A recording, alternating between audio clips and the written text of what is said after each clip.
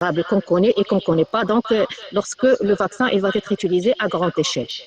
Après, bien sûr, à la base, sur des études, de ces études et des résultats de ces études, bien sûr, les autorités ils vont donner l'accord ou pas à la fabrication à grande échelle de ce vaccin qui va être utilisé, bien sûr.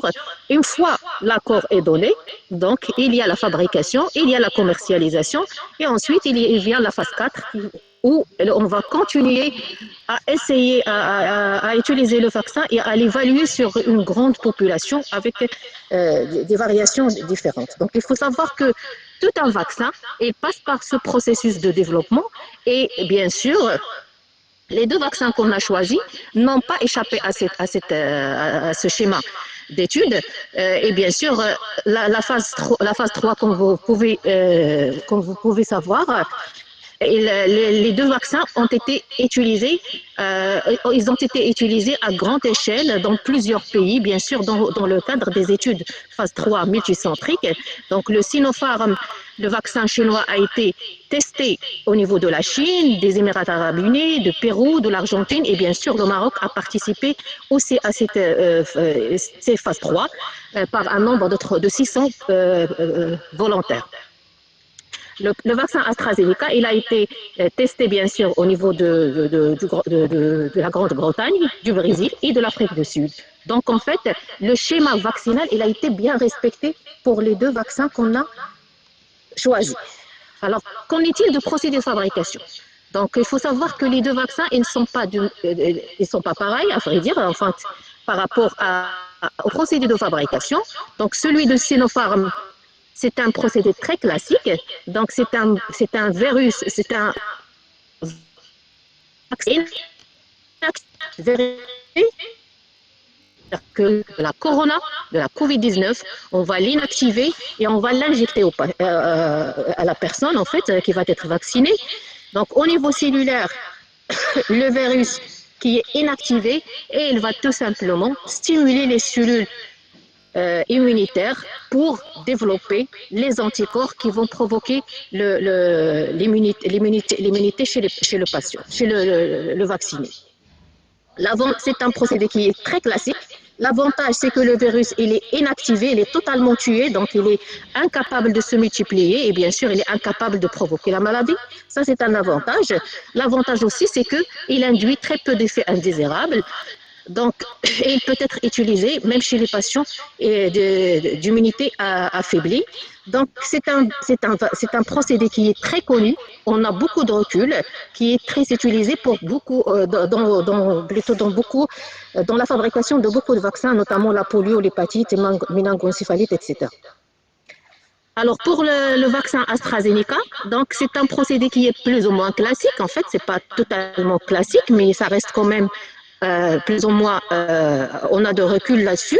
Donc c'est un vaccin à vecteur et le vecteur il est ADN. Ça veut dire quoi? Ça veut dire que on va prendre un vaccin qui n'a rien à voir avec la COVID, c'est l'adénovirus du chimpanzé qu'on va modifier du fait que pour qu'il ne donne plus en fait pour qu'il soit incapable de provoquer la maladie et pour qu'il soit incapable de se multiplier. Donc ça va donner en fait le cadox viral vecteur. En parallèle, on va prendre l'ADN en fait de la COVID et on va couper le brin qui va coder pour la protéine S, la protéine spike, qui elle en fait, qui constitue l'antigène.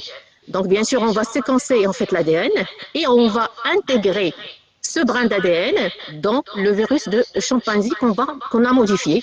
Ça va nous donner en fait un vecteur qui va véhiculer l'information génétique qui est l'ADN de la protéine S qu'on va injecter à la personne qui va être vaccinée. Alors, une fois injecté chez la personne, ce qui va se passer tout simplement, l'ADN, il va coder pour la production de la protéine S. Et bien sûr, dans l'organisme de la personne qui a été vaccinée, on va avoir l'expression de la protéine et c'est cette protéine qui va stimuler en fait le système génétique, le système immunitaire de la personne pour déclencher et fabriquer des anticorps. Et comme ça, on va développer l'immunité.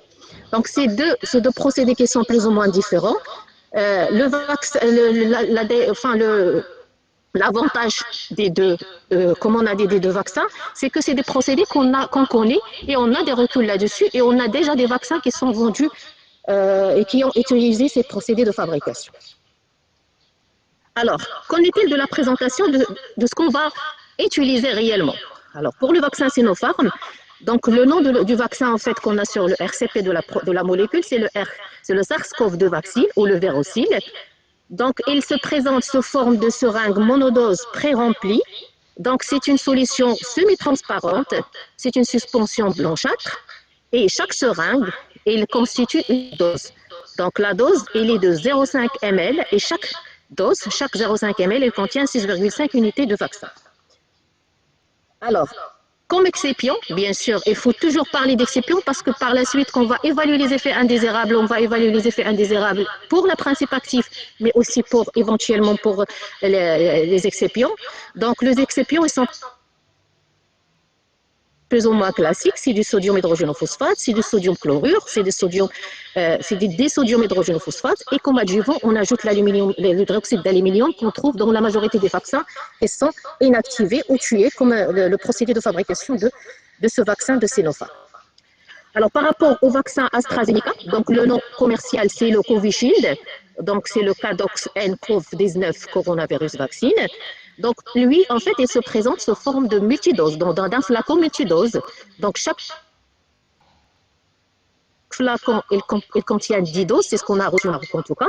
Donc, il y a plusieurs présentations. Ce qu'on a reçu, c'est les 10 doses, donc c'est 5 ml.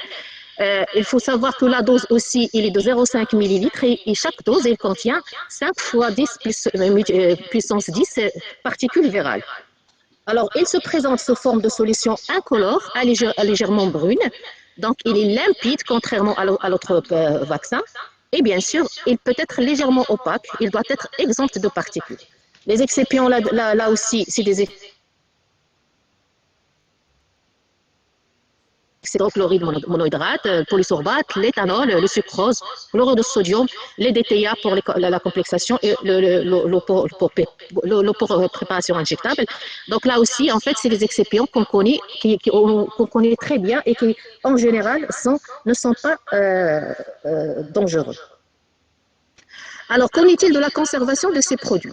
Donc, il faut savoir que c'est des vaccins qui doivent être conservés entre 2 et 8 pour les deux. Donc, il faut bien assurer la chaîne de froid. Donc, ils doivent être conservés à l'abri de la lumière. Donc, conservés à l'abri de la lumière, ça veut dire qu'il faut faire attention lorsqu'on va faire l'administration pour éviter en fait de laisser le flacon ouvert et exposé à la lumière soleil. Et bien sûr, comme des produits protéines, comme des produits biologiques, il ne faut pas congeler le produit parce que ça dégrade sa stabilité. Mais ça, c'est pour le stockage, c'est-à-dire que comment on doit conserver le produit lorsque on le stocke au niveau de la pharmacie ou au niveau de l'hôpital. Maintenant, lors de l'utilisation, une fois on fait sortir le produit du congélateur, donc là, il y a une différence entre Sinopharm et AstraZeneca. Pour le Sinopharm, donc, comme ce sont des seringues unidoses, donc il faut les utiliser au maximum 30 minutes après leur sortie du réfrigérateur. Par contre, pour l'AstraZeneca, on peut le garder 16 heures, suivant après la première utilisation, mais il faut là aussi insister sur 6 heures à température ambiante parce que si on le laisse 6 heures à température ambiante, en fait, il va être dégradé. Donc, il faut garder la chaîne de froid pendant les 6 heures. Donc, les précautions à prendre pour les deux vaccins, c'est qu'il faut en fait, pour une meilleure conservation, respecter la chaîne de froid sur tout le processus de vaccination, notamment le stockage, le transport et aussi au niveau de l'administration. Et en cas de doute sur le respect de la chaîne de froid, bien sûr, il faut s'abstenir de l'administrer pour éviter tout problème ultérieur. Alors, quelles sont les particularités de l'administration? Donc, pour le schéma vaccinal, il faut dire que les deux vaccins, ils vont être administrés sur 2 doses. Donc, les 2 doses, en fait, de 0,5 ml. Et les 2 doses, elles vont être séparées d'un intervalle de 21 jours pour le Sinopharm et de 28 à 30 jours pour l'AstraZeneca. Donc, là aussi, il faut respecter l'intervalle entre les 2 doses. L'administration pour les deux, elle se fait par voie intramusculaire stricte, donc de préférence dans le muscle deltoïde. Et comme on a dit en fait tout à l'heure, c'est 0,5 par dose. Donc ça aussi, il faut le respecter pendant l'utilisation. Alors, il y a certaines mesures qu'il faut respecter en fait pour la sécurité lors de l'administration. C'est que par exemple pour le Sinopharm, comme c'est une substance qui est translucide, donc il faut en fait, on pourrait avoir certaines précipitations, donc il faut bien mélanger avant l'utilisation. Et bien sûr, il faut toujours, pendant l'utilisation ou après l'utilisation, identifier le produit avec le numéro de l'eau éventuel qu'on utilise pour une prévention ultérieure des effets indésirables ou un rappel de l'eau éventuellement si on a. Alors, qu'en est-il de l'efficacité de ces deux produits? Donc, il faut dire que l'AstraZeneca, on a en fait on a les données de la phase 3 qui ont été publiées. Par contre, le Sinopharm, on n'a pas encore des données réelles. En fait, on attend toujours la publication. Mais selon les études qui ont été faites jusque-là, donc, ils ont affiché une efficacité à peu près qui dépasse les 70, donc qui peut arriver à 78%. Pour l'AstraZeneca, donc l'efficacité est entre 70 et 90 en fonction en fait du protocole là aussi. Alors, pour les contre-indications, donc les deux, ils ont les mêmes contre-indications qui sont essentiellement les réactions anaphylactiques, soit bien sûr connues, à des doses de vaccins précédentes, soit à une allergie en fait aux substances actives ou bien à l'un des exceptions, et bien sûr la grossesse ou l'allaitement ou pour lesquels on n'a pas de données en fait puisqu'ils n'ont pas été incluses dans les essais cliniques. Concernant les effets indésirables, et ça là c'est l'avantage justement de ces deux vaccins parce que comme c'est des procédés qui sont plus ou moins classiques, donc on a plus ou moins on sait que les effets indésirables, et c'est ce qui a été montré d'ailleurs dans les publications, dans les essais cliniques, ça reste quand même des effets indésirables classiques, notamment les douleurs au niveau, enfin, au site de l'injection, des rougeurs, un petit œdème, des éruptions, des douleurs en général, une fièvre qui peut être en fait, qui peut apparaître après injection. Que ce soit pour l'AstraZeneca ou pour le Sinopharm, en fait, c'est la même chose. Donc, pour l'AstraZeneca, on peut avoir des sensibilités au niveau du site d'injection, des douleurs, une asthénie, des céphalies. Enfin, ils ont rapporté aussi des myalgies et des arthralgies et bien sûr des températures élevées. Et en général, ils associent en fait du paracétamol avec l'administration. D'ailleurs, il y a certaines publications qui donnent en fait, qui recommandent de prendre en prophylaxie le paracétamol. Alors, ce sont des produits biologiques, donc il faut bien insister sur les déchets parce que ça pourrait éventuellement constituer une source de contamination. Donc, que ce soit pour l'Astra ou pour le Sinopharm, donc il faut insister sur la gestion, une bonne gestion des déchets, que ce soit des seringues utilisées, que ce soit des équipements de protection qu'on va utiliser ou que ce soit des produits lorsqu'ils sont endommagés ou non utilisés pour une raison ou autre. Alors, il faut juste préciser que pour l'AstraZeneca, qui est un OGM, donc en plus des précautions essentielles, donc au cas de déversement, il faut nettoyer par un désinfectant virucide pour éviter en fait la contamination du personnel. Voilà, je vous remercie.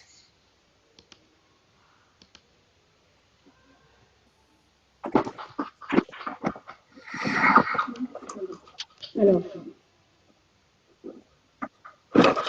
je remercie Madame le professeur El Kadé pour sa présentation sur le vaccin, les deux types de vaccins.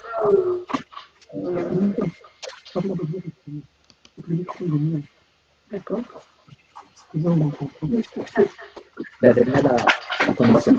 partage la 4G ici. C'est parce qu'on laisse le temps à l'autre orateur de s'installer et tout ça. C'est pour ça que je fais moi un peu le temps mort. J'immeuble. Donc, excusez-moi pour l'interruption.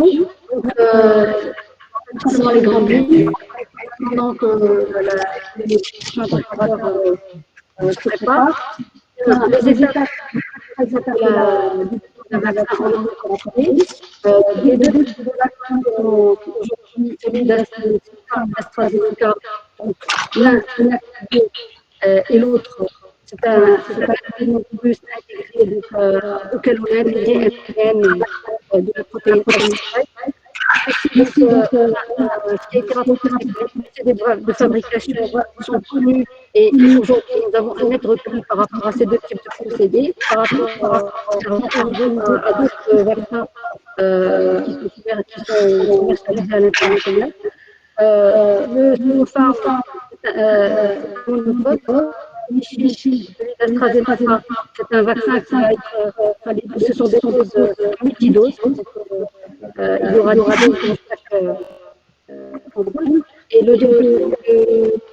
la conservation est une conservation donc, entre 2 et 8 degrés Celsius. Donc, le respect de la température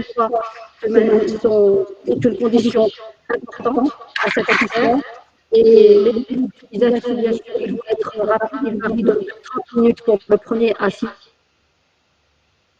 Madame Belayashi Jihan, qui est professeur de réanimation médicale, qui travaille au service des urgences médicales hospitalières à l'hôpital Ibn Sina, et qui va nous parler de la vaccination anti-Covid. Quel intérêt? Si madame, vous avez la parole.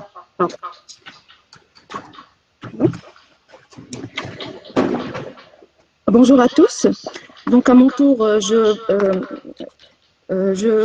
présente à propos de la vaccination tout ça dans l'objectif de sensibiliser la population médicale professionnelle l'intérêt de cette vaccination. Et dans ce sens, j'aborde la question, l'intérêt de la vaccination et le caractère massif de cette vaccination et quelles sont les indications et éventuellement les contre-indications de la vaccination. Pour ceci, on va suivre le plan suivant, principalement aborder directement l'intérêt de la vaccination, les indications et les contre-indications, quelles sont les précautions que les vaccinateurs vont prendre dans la gestion de la vaccination avant de conclure.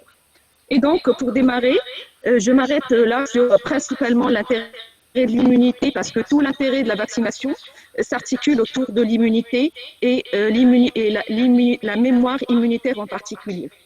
Donc, cette présentation présente un peu le système immunitaire dans sa globalité. Ce qu'on voit autour, c'est tout ce qui peut être comme matériel étranger à notre corps. Et notre corps, il a sa façon d'agir, il a sa façon de faire face grâce à notre immunité. Cette immunité, elle fait face grâce à, je dirais, 3 paliers, mais en particularité, l'immunité innée et par la suite, l'immunité adaptative. L'immunité innée, c'est ce qui fait face et en fait, c'est elle qui un peu tire la sonnette d'alarme de l'organisme quand il y a un corps étranger qui rentre. Et cette sonnette d'alarme va être transmise à l'immunité adaptative, au deuxième palier, principalement aux lymphocytes, grâce aux cellules dendritiques qui, elles vont essayer de capter et puis présenter l'antigène du virus dans notre contexte. Donc, une fois présenté, il y a toute une cascade d'immunité adaptative qui se déclenche. Et cette immunité adaptative, l'objectif, c'est principalement, l'immunité, c'est des cellules, c'est des lymphocytes qui, eux, ils vont aboutir à la production de 2 profils de lymphocytes, ce qu'on appelle les lymphocytes B. Et dans le projet final principal, c'est produire les anticorps. Et puis les lymphocytes T, dont le projet final définitif, c'est principalement c'est les cellules eux-mêmes qui vont entrer en contact avec le corps étranger. Et donc, cette cascade, elle va se faire sur des étapes. Elle va prendre du temps. Il va prendre du temps. Donc, initialement, c'est un antigène qui rentre dans un corps qui ne le connaît pas. C'est un corps naïf. Et donc, cette réaction va se développer. On aura des lymphocytes qui vont se développer et par la suite qui vont mourir parce qu'ils ont participé à la guerre contre le corps étranger. Et en finalité, il y aura de la mémoire, autant bien de cellules B que de lymphocytes B que de lymphocytes T. C'est ce qu'on appelle une mémoire immunitaire. Donc, une mémoire immunitaire, c'est une immunité qui protège contre l'infection, mais pas l'infection actuelle, l'infection ultérieure. Donc, notre organisme est fait de façon à ce que si c'est un virus ou une composante du virus qui rentre pour la première fois dans notre corps, il ne le connaît pas. Cependant, s'il a été antérieurement en relation avec ce virus ou l'une des composantes de ce virus, il y a cette mémoire immunitaire qui se développe et donc prochainement, il pourra faire face. Ce qui s'est passé dans la pandémie SARS-CoV-2, c'est que tous les organismes, toute l'humanité n'a jamais été mise en contact avec le SARS-CoV-2, avec ce virus. C'est un virus qui a démontré sa virulence, autant bien sur le plan pulmonaire que sur le plan systémique. Il est reproductible, il a un taux de reproduction important, c'est-à-dire qu'un patient infecté peut facilement transmettre l'infection à 3 autour. Et puis, sa nouveauté, c'est surtout chez l'humain qui, lui, il a une naïveté immunitaire, il ne connaît pas le virus, il n'y a pas de mémoire immunitaire. Quand on fait une primo-infection à SARS-CoV-2, donc on va faire la maladie. Notre système immunitaire, il va réagir.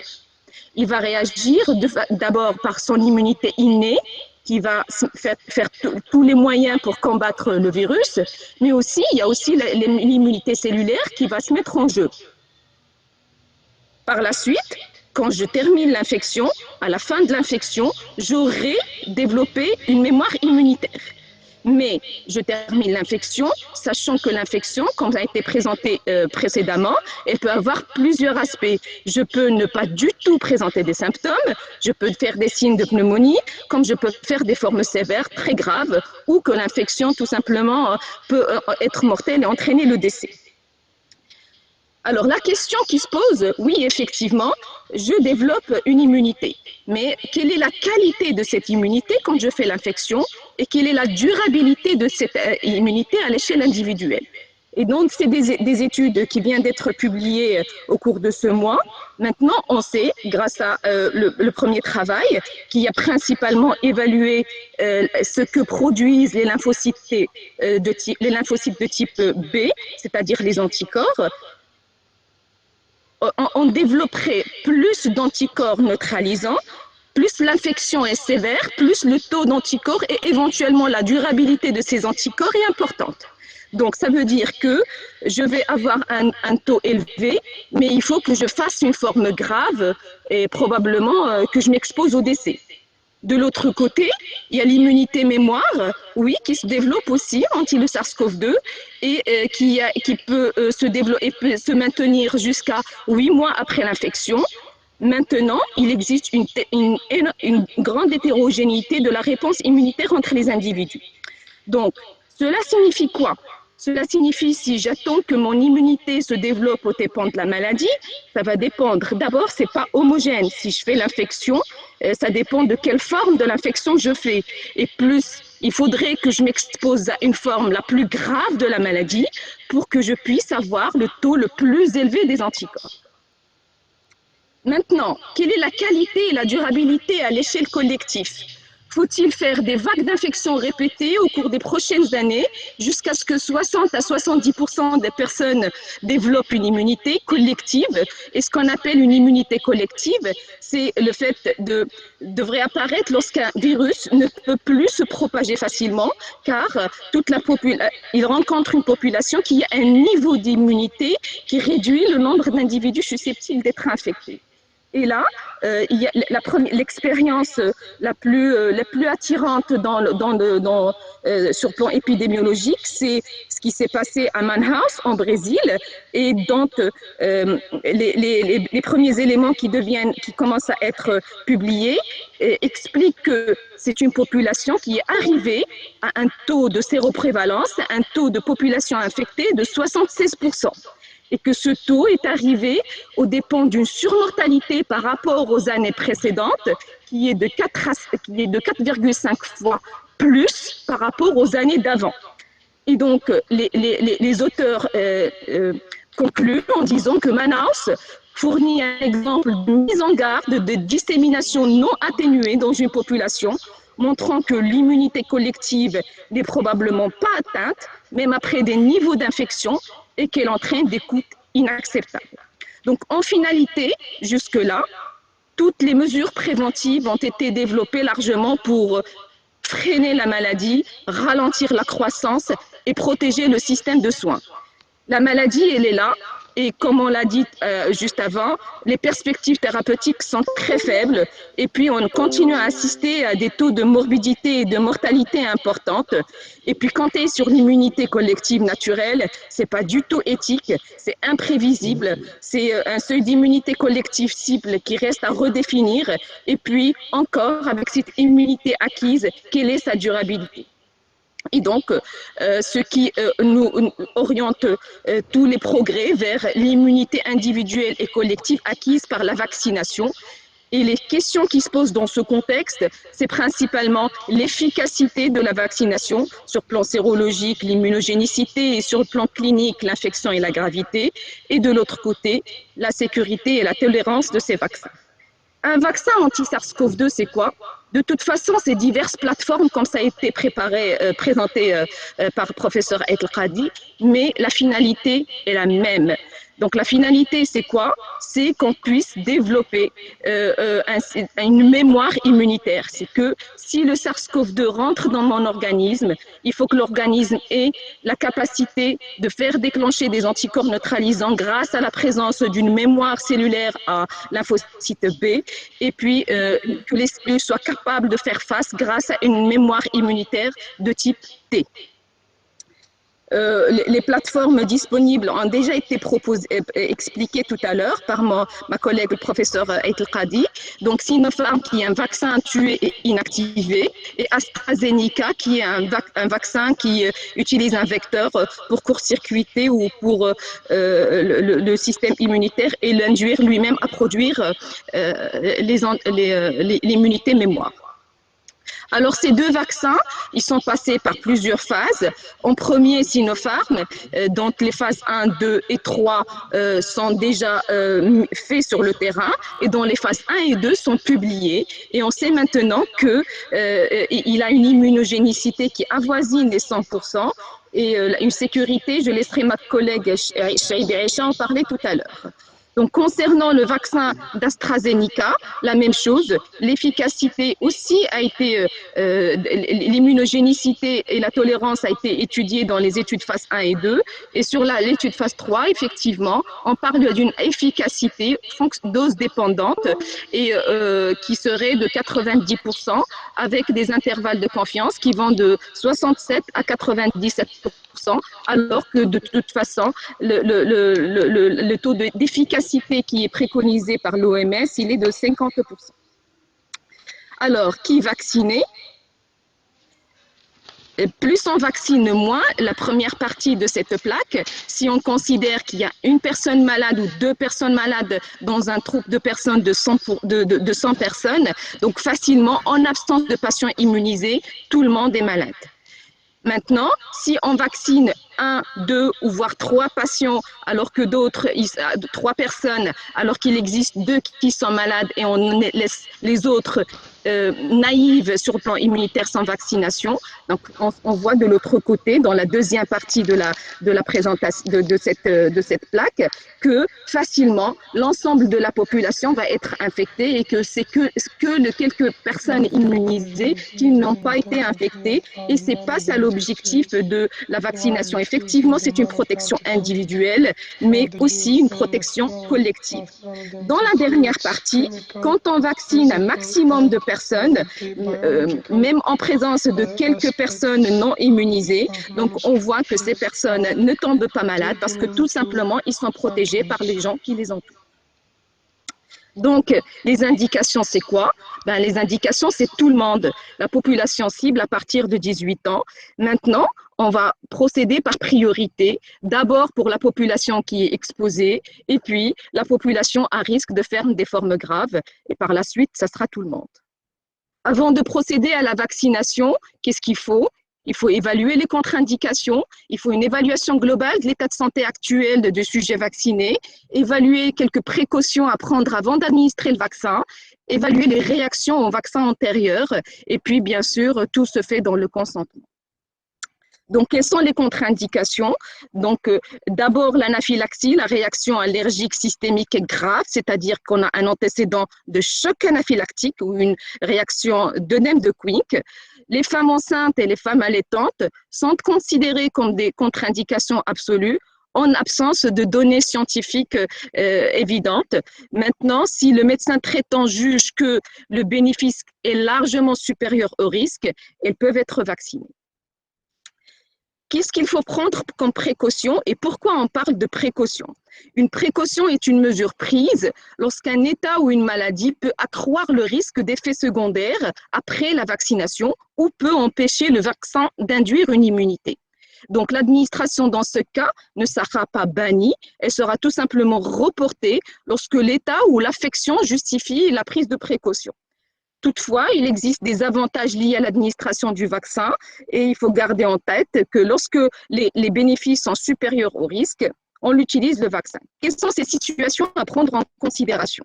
Donc, la maladie infectieuse en phase aiguë, dans ce cas, pourquoi on ne vaccine pas? Pour éviter que les manifestations de la maladie sous-jacente soient considérées à tort comme des complications de la vaccination et que les réactions secondaires possibles de la vaccination s'ajoutent à la maladie sous-jacente.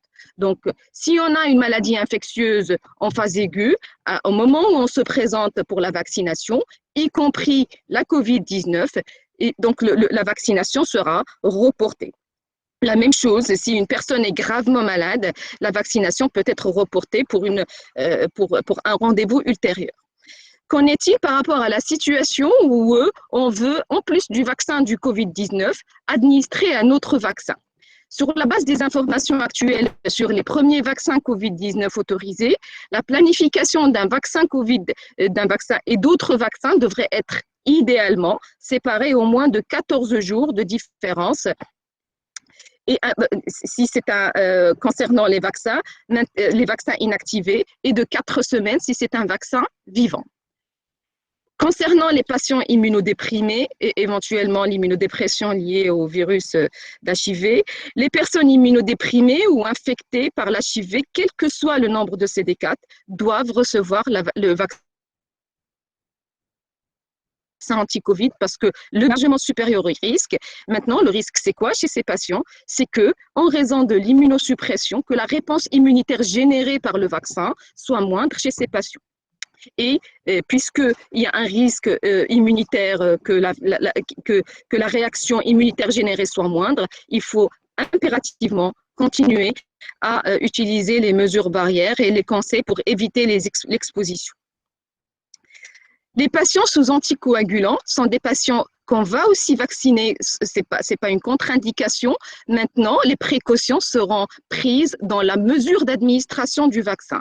C'est-à-dire qu'il est prévu d'utiliser chez ces patients des seringues plus fines par rapport aux autres et les mesures et l'évaluation sera systématique des pressions avec les mesures locaux de pression ferme appliquées sur le site au moins 2 minutes, éviter le frottement et bien sûr informer le patient sur la possibilité qu'il développe un hématome. Je conclus en disant l'objectif de la vaccination, c'est une protection individuelle, mais surtout une protection collective, telles toutes les mesures qui ont été prises jusque-là. C'est une responsabilité individuelle et une responsabilité collective. Jusqu'à ce jour, toutes les mesures qui ont été prises n'ont été pas suffisantes pour freiner la maladie. La vaccination est une autre mesure qui va s'ajouter, mais qui ne bannit pas les autres mesures. Il faut continuer à se protéger et je vous remercie.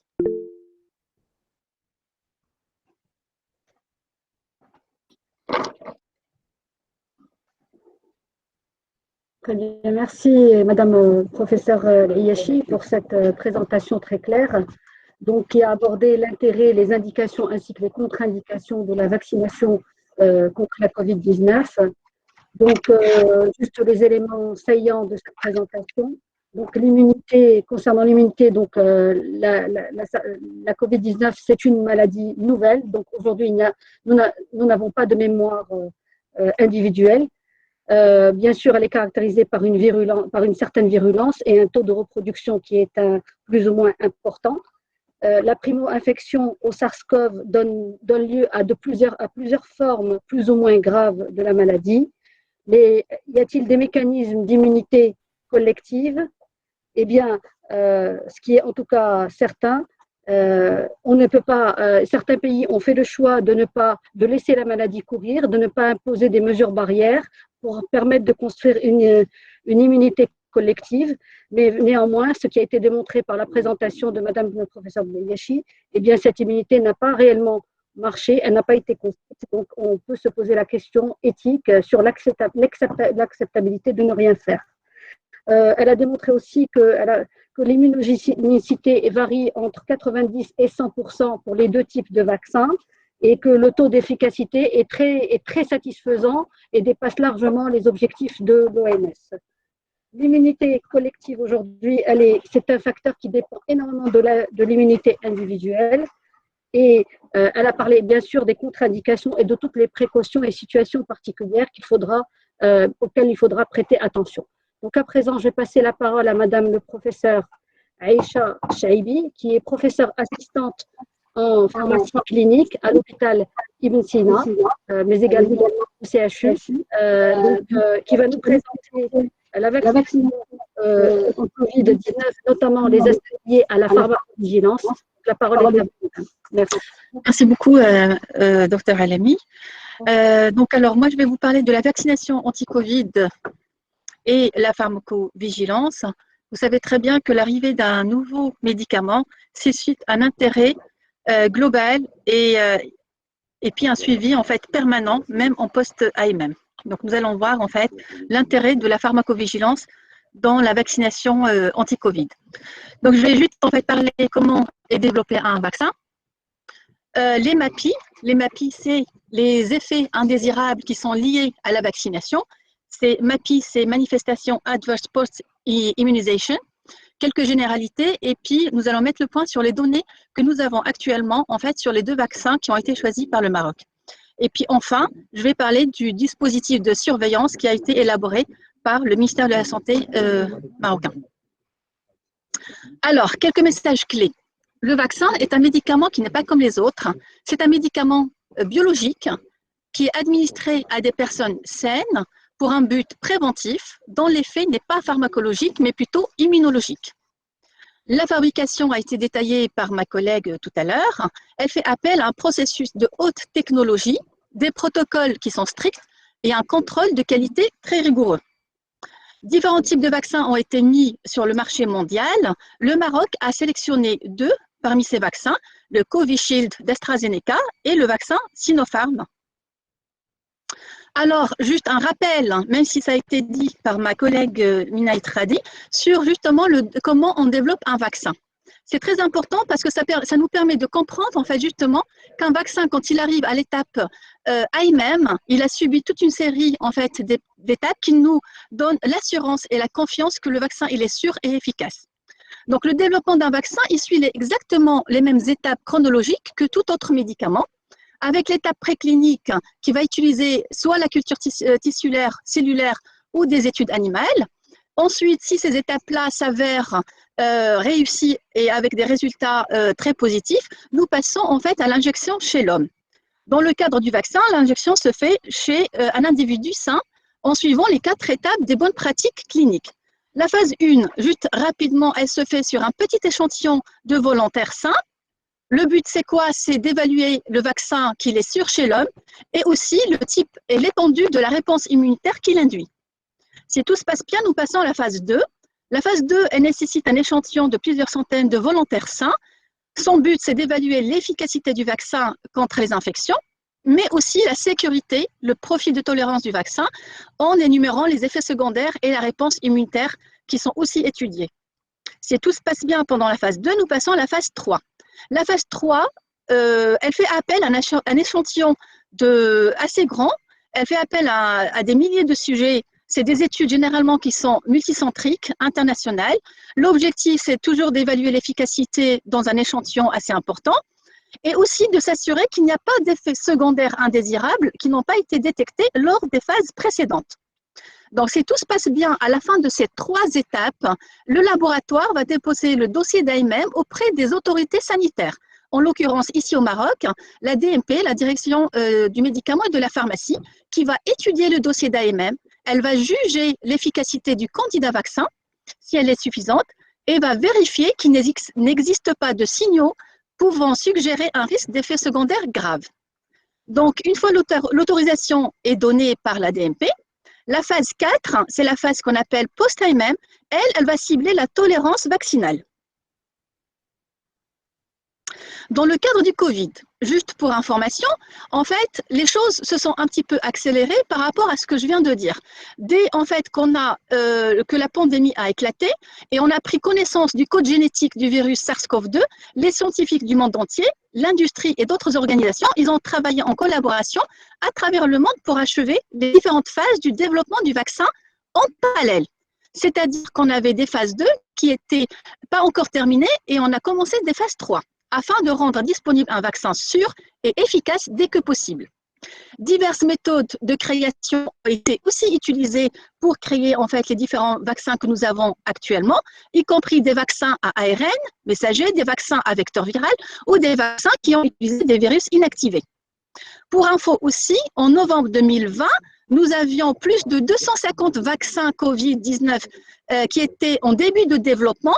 50 d'entre eux, ils ont pu être administrés à des personnes pendant des phases cliniques et 11, en fait, ils ont passé à la phase 3. Et donc, nous avons actuellement 6 candidats vaccins qui ont obtenu l'AMM dans différents pays. Alors, les vaccins sont développés pour être sûrs et efficaces. Donc, nous savons qu'il y a des dizaines de milliers de personnes à travers le monde qui ont déjà reçu ces vaccins pendant les essais cliniques. Mais il faut savoir que le risque zéro n'existe pas. D'où l'importance d'énumérer, de suivre les différents effets indésirables. Alors, c'est quoi un MAPI? Un MAPI ou événement indésirable post-vaccinaux, c'est tout événement indésirable qui survient suite à la vaccination qui n'a pas nécessairement un lien de causalité avec l'utilisation du vaccin. L'événement indésirable peut être une manifestation défavorable ou non intentionnée, un résultat de laboratoire anormal, un symptôme ou une pathologie. Alors, les MAPI, les plus souvent, sont souvent des MAPI, des effets indésirables mineurs, sans gravité, qui apparaissent généralement dans les 48 heures qui suivent l'injection. Il faut retenir qu'il y a 3 principaux types d'effets indésirables après la vaccination. Il y a des réactions qui sont locales au site d'injection, qui peuvent se manifester par des rougeurs, un gonflement ou des douleurs, des réactions systémiques généralisées dans tout le corps qui peuvent se manifester par des fièvres, des céphalées, des myalgies et des pertes d'appétit, et des réactions allergiques. Parfois, nous pouvons aussi avoir des événements indésirables post-vaccinaux qui sont graves. Comment définir un MAPI grave?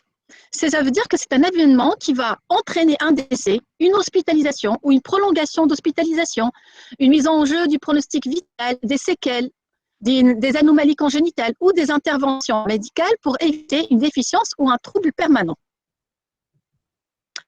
Alors, actuellement, les données que nous avons, qui sont disponibles sur les vaccins sélectionnés par le Maroc, le vaccin d'AstraZeneca et le vaccin Sinopharm, qui vont être administrés à la population marocaine, les événements indésirables que nous avons répertoriés pour le moment, c'est des événements locaux qui ressemblent à la majorité des événements en fait induits par les autres vaccins, notamment des douleurs aussi d'injection, des œdèmes, des éruptions cutanées, des douleurs étendues sur tout le bras ou des indurations ou nodules. Nous avons pu aussi en fait répertorier des événements systémiques, notamment des fièvres, des myalgies, des arthralgies, des céphalées, des courbatures, des fatigues, des diarrhées, des nausées, des vertiges, etc. Donc, vous voyez bien que c'est des événements qui sont assez classiques, en fait, et que normalement, qu'on voit avec d'autres types de vaccins. Ce qu'il faut retenir, c'est qu'aucune réaction indésirable grave au vaccin n'a été observée chez les participants pendant les essais cliniques.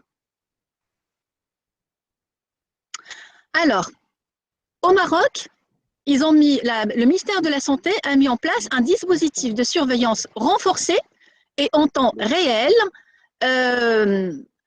afin d'identifier les effets indésirables qui pourraient survenir après la vaccination.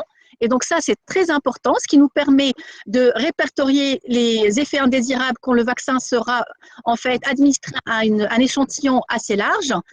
Ça nous permet de vérifier les effets qui ont été répertoriés pendant les essais cliniques et d'identifier des effets en fait, qui peuvent apparaître uniquement sur un large échantillon de population. Les moyens qui ont été mis en place par le ministère de la Santé, c'est d'abord l'observation post-vaccinale du vacciné, le portail du ministère de la Santé et des applications qui ont été mises en place, un suivi téléphonique et bien sûr des consultations et des prises en charge, si besoin, par des professionnels de santé. Donc, je vais en fait détailler un peu chaque rubrique. La surveillance ou l'observation post-vaccinale. C'est toute personne vaccinée doit être surveillée au moins 15 minutes après la vaccination pour pouvoir déceler tout effet indésirable immédiat.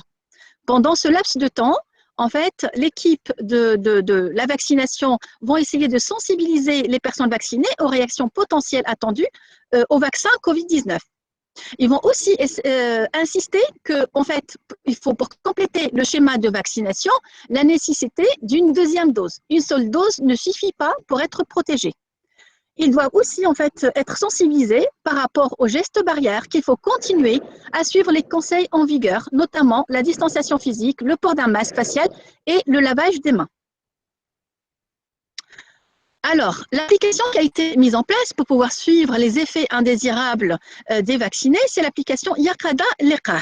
Cette application, c'est une plateforme de télésuivi médical qui prend en charge les personnes vaccinées qui présentent des MAPI, des effets indésirables liés à la vaccination.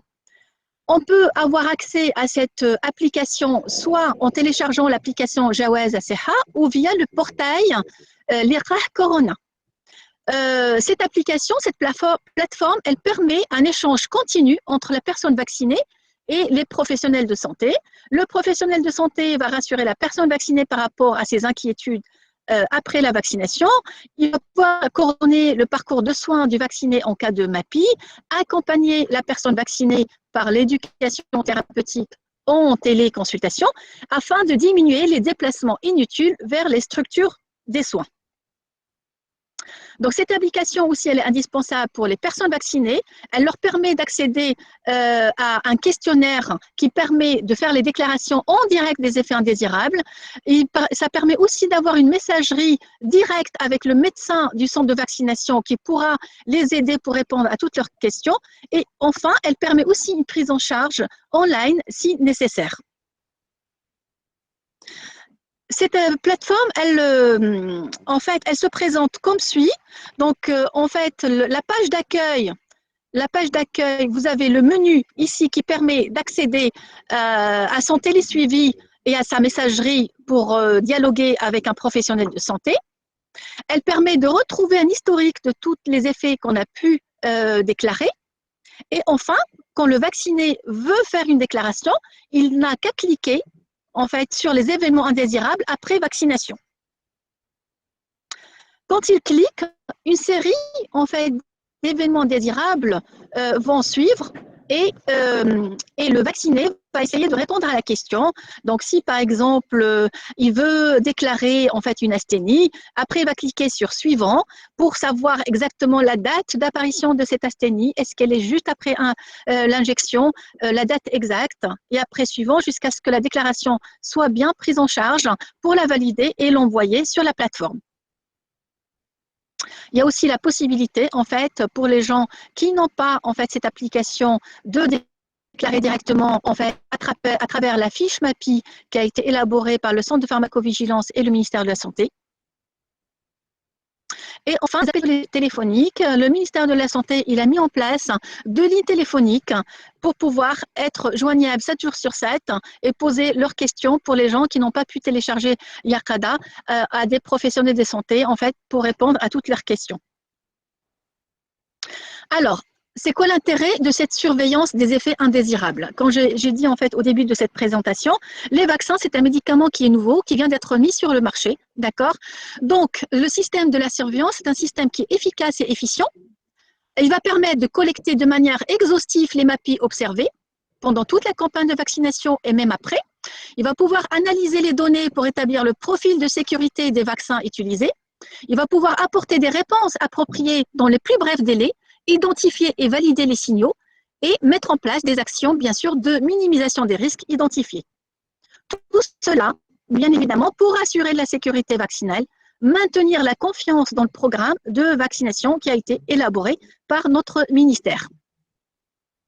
Donc, c'est très important pour nous, professionnels de santé, d'abord de se protéger. Deuxièmement, protéger nos patients. Et troisièmement, protéger nos familles et notre communauté. Donc, pour conclure, je conclus que les vaccins sont sûrs et efficaces, mais il faut savoir que le risque zéro n'existe pas. La surveillance de la sécurité des vaccins est primordiale pour assurer la sécurité des populations et pour réussir un programme de vaccination. Et je termine sur cette diapo qui résume bien le circuit en fait de la déclaration des MAPI en fait à travers tous les outils que le ministère de la Santé a mis en place. Et je vous remercie.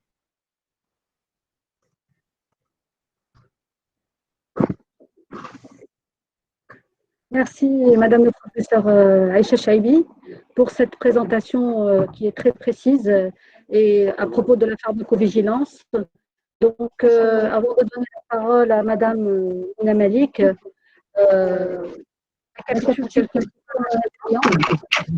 notamment à propos de la pharmacovigilance. D'abord qu'aujourd'hui, sur les 2 vaccins, que ce soit de Sinopharm ou d'AstraZeneca, ils sont tous à une phase avancée, à un stade avancé de la phase 3. C'est un élément important. Que les MAPI, donc, ils ont été définis et qu'il y a plusieurs types de MAPI, donc, avec des réactions locales ou systémiques, et qu'aujourd'hui, au jour d'aujourd'hui, aucune MAPI grave n'a été observée. Elle a présenté également le système de gestion des MAPI qui a été instauré par le ministère de la Santé à l'échelon national et qui va être adopté par le CHU Ibn Sina à travers l'application Yarkada Liqah. Bien sûr, il y a d'autres dispositifs instaurés précisément dans notre institution pour répondre aux besoins de nos professionnels. Et je clorai en tout cas cet intermède par le fait que les vaccins, comme l'a dit dans sa conclusion Madame Chaibi, que les vaccins sont sûrs et efficaces. Bien sûr, le risque zéro n'existe pas. Il faut quand même faire confiance. Donc, je donne la parole à Madame Mouna Malik qui va nous parler de la place des professionnels de santé dans le cadre de la division des centres de santé et va vous parler de la santé dans la réussite de la vaccination anti-Covid-19. À vous la parole. Merci, Dr Anami. Donc, bonjour à toutes et à tous. Permettez-moi, avant d'entamer ma présentation, de placer un mot de remerciement à l'égard de tous les professionnels du CHU Ibn Sina pour leur engagement, pour leur dévouement, tous les efforts qu'ils ont déployés pour participer ou être impliqués dans le plan de riposte à la pandémie Covid-19. Aussi, une pensée triste et douloureuse à toutes les personnes qui nous ont été les collègues qui nous ont quittés durant cette pandémie. Alors, après toutes les présentations très riches en informations scientifiques et techniques de nos éminents professeurs, maintenant, qu'en est-il de notre rôle en tant que professionnels de santé et quelle est notre place pour réussir cette campagne de vaccination organisée par le Centre hospitalo-universitaire Ibn Sina à l'égard de ses professionnels et son personnel? Donc, pour répondre à cette question, dans cette présentation, donc on va aborder les objectifs de la vaccination, les acteurs de vaccination, quels sont les rôles des professionnels dans la campagne de vaccination, quels sont les préalables pour préparer une campagne de vaccination? Quels sont les leviers d'une campagne de vaccination réussie? Enfin, quelle est notre place en tant que professionnels de santé dans la réussite de la campagne de vaccination contre la COVID-19? Pour commencer, je peux dire que depuis le déclenchement de la pandémie de COVID-19, les professionnels de santé sont devenus au premier plan de tous les débats. Leur guerre contre la COVID marquera la mémoire des peuples pendant les prochaines décennies à venir. Mais cette guerre n'est pas encore finie, puisque le coronavirus poursuit encore ses dégâts chaque jour et partout dans le monde. Au niveau du centre hospitalo-universitaire, environ 1000 professionnels ont attrapé la maladie, soit au milieu du travail, soit au niveau de leur entourage externe. Voir des collègues souffrir de la maladie ou de la perte d'un proche, tant de chagrin, de peine et de moments difficiles vécus par tous. De plus, cette situation a mis nos services, nos unités de soins dans un défi d'assurer la continuité des soins et la sécurité de nos patients. Un défi surmonté grâce à la solidarité de tous les professionnels qui ont adhéré à une opération de renforcement des structures COVID depuis le mois de septembre 2020. Mais cette solution ne peut durer puisque la maladie n'épargne personne. Traiter, soigner, réanimer, des gestes se succèdent sans cesse depuis des mois dans le but de sauver des vies et soulager la douleur ou les douleurs. Tant attendu, tant espéré, le vaccin est enfin là. La science et les scientifiques ont accompli leur devoir en mettant à la disposition de l'humanité plusieurs vaccins sûrs et efficaces, et non seulement un seul, en moins d'un an après le déclenchement de la pandémie. Des efforts considérables ont été fournis par l'État marocain pour acquérir des doses du vaccin et en faire profiter les professionnels de première ligne, notamment les professionnels de santé. Leur vaccination, c'est-à-dire la vaccination des professionnels de santé, est une évidence, puisque les professionnels de santé constituent une population à risque élevé de contaminer et de se faire contaminer. À l'instar de tous les établissements de santé au Maroc, le centre hospitalo-universitaire Ibn Sina organise une campagne de vaccination au profit de ses professionnels. Le succès de la campagne de vaccination des professionnels du Suisse, c'est son succès à préserver la santé et la vie de son personnel, et c'est aussi l'obtention de l'immunité collective le plus tôt possible pour un retour progressif à la vie normale grâce à l'implication large et citoyenne de tout le personnel dans le processus de vaccination. Donc, quels sont les objectifs de vaccination des professionnels? La vaccination est l'un des moyens les plus efficaces pour la prévention des maladies. Son objectif n'est pas seulement de protéger l'individu, mais c'est aussi d'assurer une protection de l'entourage en diminuant la circulation de l'agent pathogène, c'est-à-dire pour aboutir à un bénéfice qui est collectif. Les acteurs de la vaccination, ce sont tous les professionnels du secteur de la santé, qu'ils soient médecins, pharmaciens, infirmiers, secrétaires, personnel administratif, technique, agents de soutien, chacun dans son poste, selon son profil, contribue dans la campagne de vaccination. Le rôle des professionnels de santé dans la campagne de vaccination se traduit par 3 catégories ou 3 axes de rôle, à savoir un rôle qui est technique, un rôle pratique et un rôle informationnel. Concernant le rôle technique, il se traduit par l'organisation de la campagne de vaccination ou les aspects organisationnels d'une campagne de vaccination, mais aussi la préparation de toutes les ressources nécessaires pour accomplir cette action. Le rôle pratique qui comporte toutes les activités relatives à l'acte vaccinal, depuis l'évaluation pré-vaccinale jusqu'à la surveillance post-vaccinale. Et enfin, un rôle informationnel comprenant tous les aspects d'information, de sensibilisation, de communication et bien sûr de formation des équipes de vaccination. Avant la réalisation d'une campagne de vaccination et afin de pouvoir la mener à bien, il y a des préalables qu'on doit prendre en considération pour pouvoir réaliser notre action d'une manière efficace et atteindre les objectifs et les résultats escomptés. D'abord, il doit y avoir une préparation qui est adéquate à travers une planification préalable et en mettant à disposition de tous les intervenants les moyens et les ressources nécessaires. Avant toute campagne de vaccination, une stratégie de communication doit être mise en place pour pouvoir sensibiliser et informer le public cible. L'accessibilité et la gratuité du vaccin, ce sont 2 conditions incontournables pour pouvoir contribuer à la réussite de cette campagne de vaccination. bien sûr, la mise à niveau et le développement des compétences des professionnels en matière de vaccination, d'organisation et de gestion aussi, il doit être adapté, bien sûr, selon chaque profil, selon chaque catégorie professionnelle. Un suivi rigoureux à travers la surveillance et l'évaluation et bien sûr un engagement du top management et des décideurs. 9 leviers pour pouvoir réussir une campagne de vaccination, commençant par le concept d'accessibilité qui peut être traduit par une flexibilité des horaires. Donc, pour pouvoir amener les professionnels à venir se vacciner, donc on doit adopter une flexibilité des horaires qui peuvent couvrir tous les quarts de travail, et bien sûr offrir la vaccination sur plusieurs sites. C'est le cas de